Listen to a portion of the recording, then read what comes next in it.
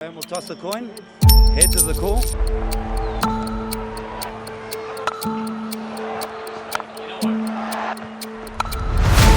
Always square.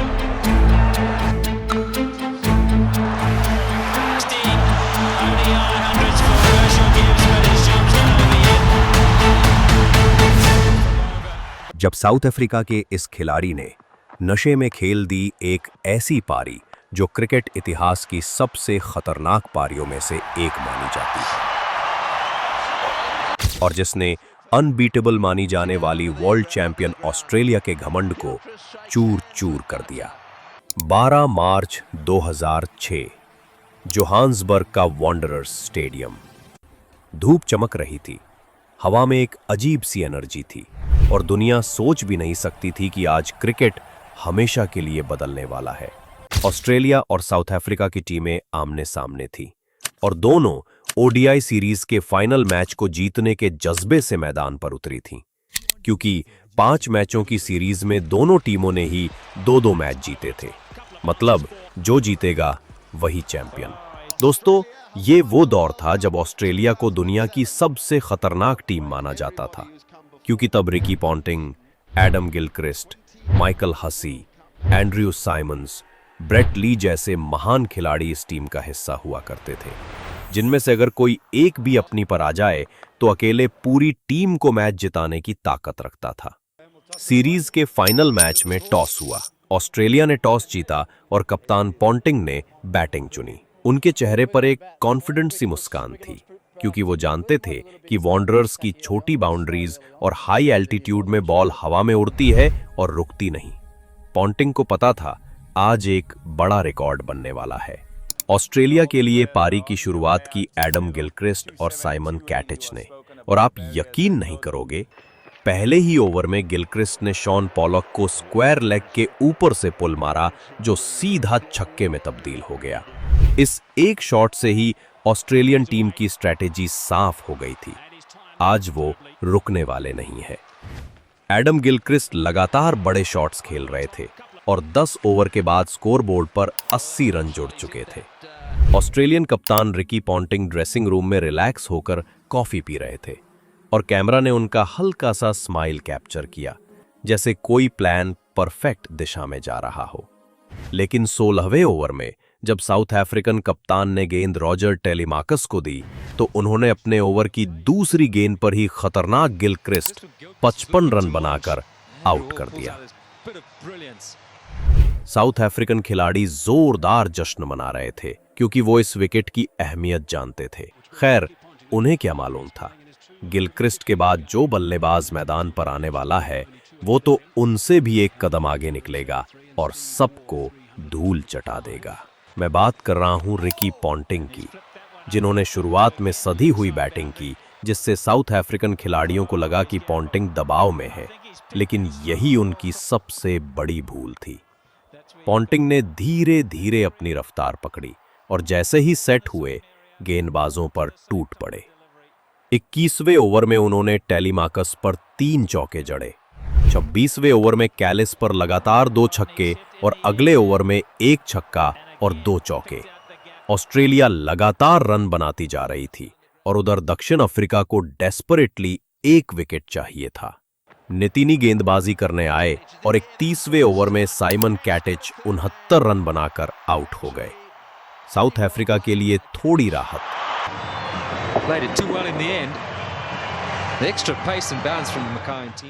पर अगले बल्लेबाज थे माइकल हसी, जो आते ही रन बरसाने लगे।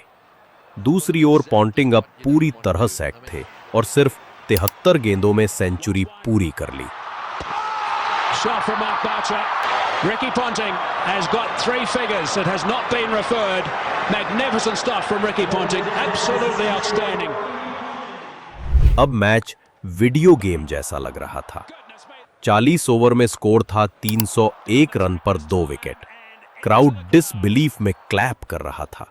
सबको लग रहा था कि ऑस्ट्रेलिया लगभग 370-380 तक जाएगी, पर पॉन्टिंग और हसी तो 400 का स्कोर सोच चुके थे। उन्होंने 41वें ओवर में 2 चौके जड़कर ट्रेलर दिखा दिया था। अब दोनों ने बैटिंग को टॉप गियर में डाल दिया और बड़े बड़े शॉट्स की बरसात शुरू हो गई। 46वें ओवर में स्कोर था 374 पर 3 विकेट। पॉन्टिंग 148 रन पर और हसी 81 पर। फिर नितिनी ने ओवर की पहली गेंद पर हसी को आउट किया। Hussey trying to hit a full toss down the ground. You heard Pat Simcox saying, you're better off over pitching than under that one in the middle of the bat. It's gone down the ground and Mackay-Ntini's taken the catch. अगले बल्लेबाज आए Andrew Symonds, जिन्होंने आते ही power shots लगाए। Ponting भी रुकने वाले नहीं थे। आखिरकार 47वें ओवर में पॉन्टिंग आउट हुए 164 run. That's a great catch. That's a wonderful catch by Dippenaar. But Dippenaar had to judge it well. चेहरे पर एक सैटिस्फैक्शन वाली स्माइल। टीम का स्कोर था 407 रन पर 3 विकेट। साइमंड्स ने अंत में तेज रन जोड़कर स्कोर पहुंचाया 434 रन पर 4 विकेट 50 ओवर में। The innings, a wonderful batting performance by the Australians. Of that there is no doubt. A world record batting performance. ये उस वक्त ओडीआई इतिहास का सबसे बड़ा स्कोर था। हर क्रिकेट एक्सपर्ट और फैन सोच रहा था, ये टारगेट कोई चेस नहीं कर सकता। अब बारी साउथ अफ्रीका की और मैदान पर आए नशे में धुत हर्षल गिब्स। साउथ अफ्रीका की शुरुआत खराब रही। दूसरे ओवर की दूसरी गेंद पर बोएटा डिपेनार आउट। गेंदबाज Nathan Bracon down to third man. It's a fairly foolish delivery. अब मैदान पर आए हर्षल गिब्स, जो मैच से सिर्फ 1 घंटे पहले टीम से जुड़े थे, क्योंकि पिछली रात उन्होंने इतनी शराब पी थी कि वो मैच के दौरान भी हल्के नशे में थे। ये बात खुद माइकल हसी ने अपनी autobiography underneath the southern cross में लिखी है कि गिब्स पिछली रात डिनर के बाद टीम के साथ नहीं लौटे, बल्कि एक कोने में बैठकर शराब पीते रहे। हसी ने सोचा, चलो अच्छा है, एक टॉप बल्लेबाज कल हमारी जीत में बाधा नहीं बनेगा। लेकिन किस्मत को कुछ और ही मंजूर था। गिब्स ने आते ही कप्तान ग्रेम स्मिथ के साथ धीमी शुरुआत की, लेकिन कुछ ही गेंदों बाद गियर बदल दिया। दोनों ने मिलकर चौके छक्कों की बरसात कर दी। गिब्स ने 45 गेंदों में 50 रन पूरे किए।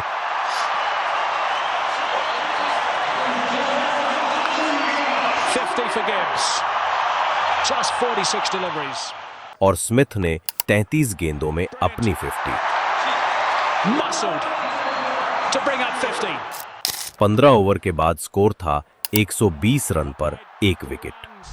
22वें ओवर में स्कोर था 190 पर 1 विकेट, लेकिन 23वें ओवर की पहली गेंद पर स्मिथ 90 रन आउट हो गए।